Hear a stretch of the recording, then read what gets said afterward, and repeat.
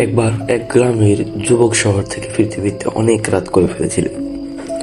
মেঠো পথ ধরে হাঁটার সময় সে লক্ষ্য করলো তার সামনে সাদা পোশাক পরা একজন বৃদ্ধ মানুষ খুবই ধীরে গতিতে হাঁটছেন। যুবক ভাবলো, একা যাওয়ার চেয়ে কারোর সঙ্গে যাওয়া ভালো। সে বৃদ্ধের পাশে গিয়ে সালাম দিল। বৃদ্ধ উত্তর দিলেন না, শুধু মিটি মিটি হাসলেন।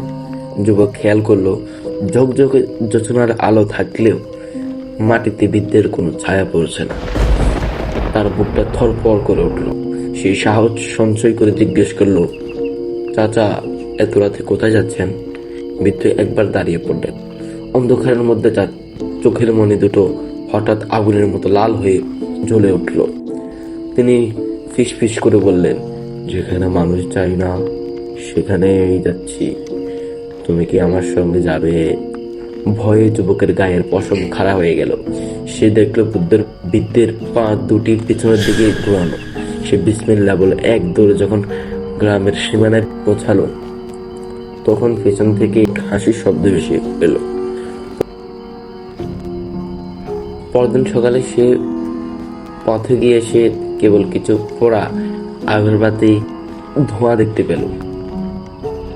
তো বন্ধুরা, আমাদের আজকের এই গল্পটি এখানেই শেষ হয়ে গেল। তো পরবর্তী আপনারা কি বিষয় নিয়ে গল্প শুনতে চান অবশ্যই কমেন্ট করে জানাবেন।